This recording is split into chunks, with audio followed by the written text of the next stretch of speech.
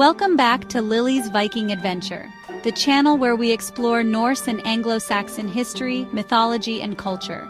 Today we're examining a legendary moment in Anglo-Saxon history, the Battle of Maldon, an event immortalized in a famous Old English poem. We'll go over the historical context, read the poem itself, and analyze the military strategies employed in this epic confrontation between the Anglo-Saxons and the Viking raiders. Our main sources today include the Old English Battle of Maldon poem, secondary analyses from historians such as Michael Swanton and Caroline Brett, military strategy insights drawn from works like John Hines' The Vikings in England. And of course, if you enjoy this content, don't forget to check the description for links to our Etsy shop, Viking adventure gifts, and other exciting channels like Lily's Sweet Dreams and Lily's Macabre Adventure.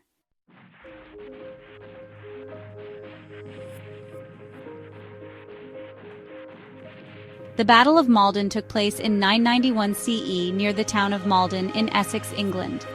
At the time, England was under constant threat from Viking raiding parties, who sought plunder and tribute. The Anglo-Saxon ealdorman Byrhtnoth led a local force of militia, or fyrd, against a Viking fleet. This event is preserved in a fragmentary Old English poem, a masterpiece of heroic literature. The poem celebrates the bravery of Byrhtnoth and his men, even as it laments their tragic defeat. Understanding the political and military situation of the time is crucial. King Ethelred the Unready's reign was plagued by Viking incursions, and 991 was a turning point that led to the infamous Danegeld payments to the Vikings. Now let's delve into the poem itself.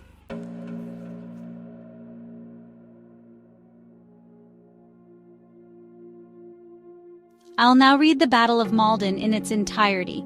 As I read, pay attention to the themes of loyalty, honor, and the Anglo-Saxon heroic code. Then Byrhtnoth began to array his men there, to ride and issue orders, to instruct the warriors how they should stand and defend the position, and ordered them to hold the high ground firmly. As he was riding about, distributing his troops, he alighted among the retainers he most trusted. Then one of the Vikings began to offer terms on the shore, speaking boldly, "Send gold rings as tribute, and it will be better for you than bitter battle. We'll make a truce for payment." Byrhtnoth raised his voice and gave his answer. "Hear you, pirate. What this people says, we will pay you tribute in spear points and sword edges. Go back and tell your men the grim tidings that here stands an earl of unstained reputation, who will defend this land, the home of Ethelred, with his life." Then Byrhtnoth, bold in battle, let too much honor enter his heart. He let the overweening Vikings cross the causeway, too many warriors to meet in battle.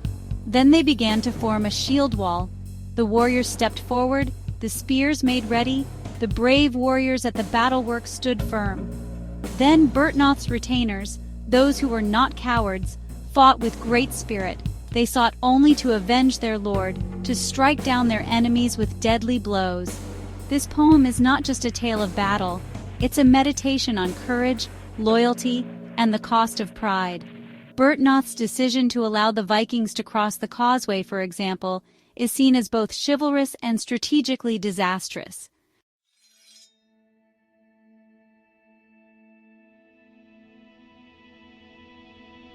Let's go a little deeper into the military aspects of the Battle of Maldon. This encounter is one of the earliest detailed accounts of a battle in Anglo-Saxon England, and it offers a fascinating glimpse into the strategies, tactics, and cultural values of the time. The battle occurred near the River Blackwater in Essex.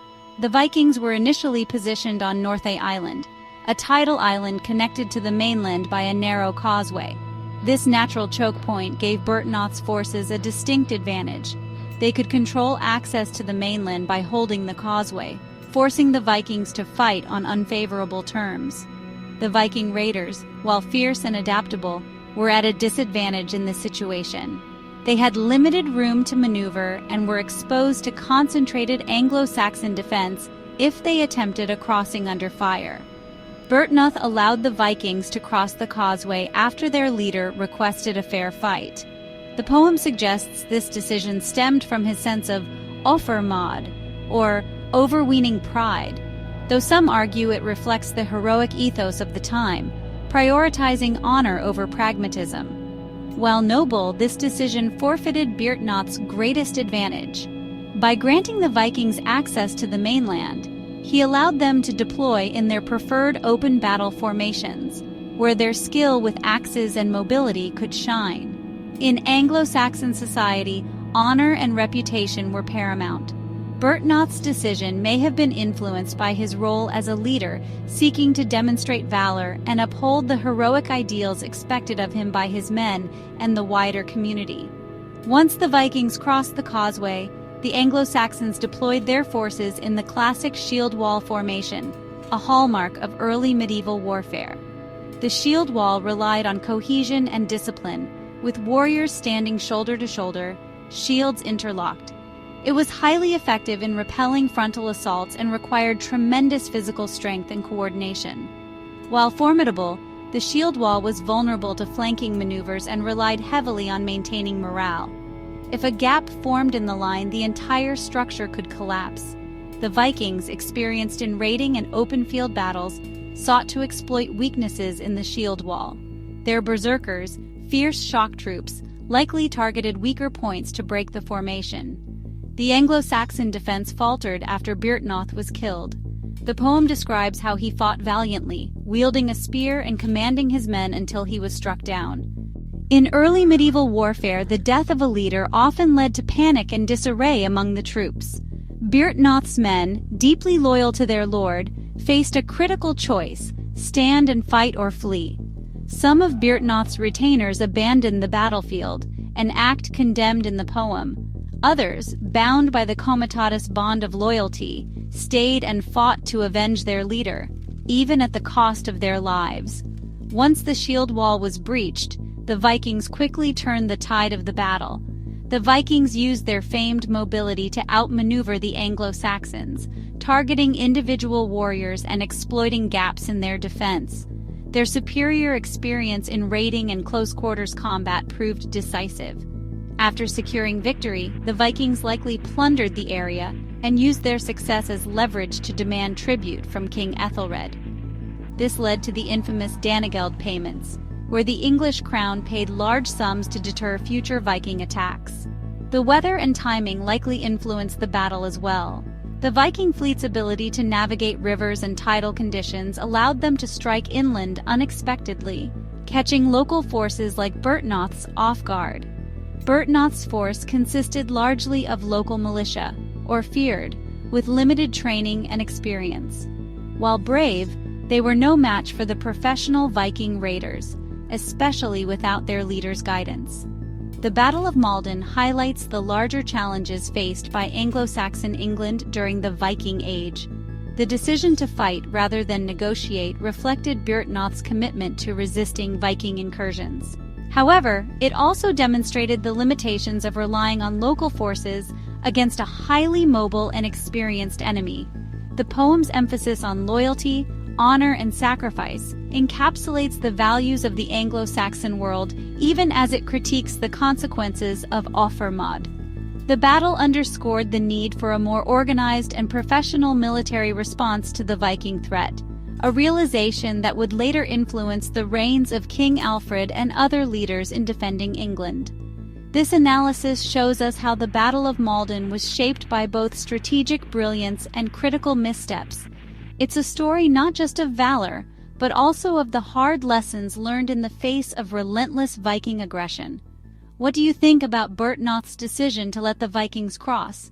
Was it a noble gesture or a fatal error? Let us know in the comments below.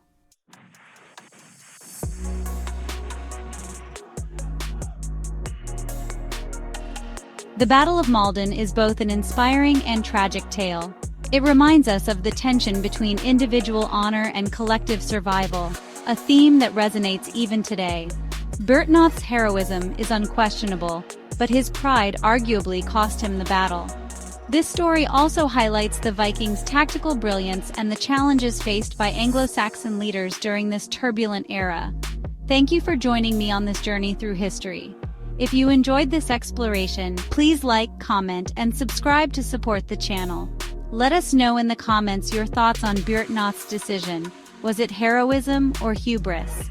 Be sure to check the description for links to our Etsy shop, where you can find unique Viking-inspired items, as well as our other channels, Lily's Sweet Dreams and Lily's Macabre Adventure. See you next time!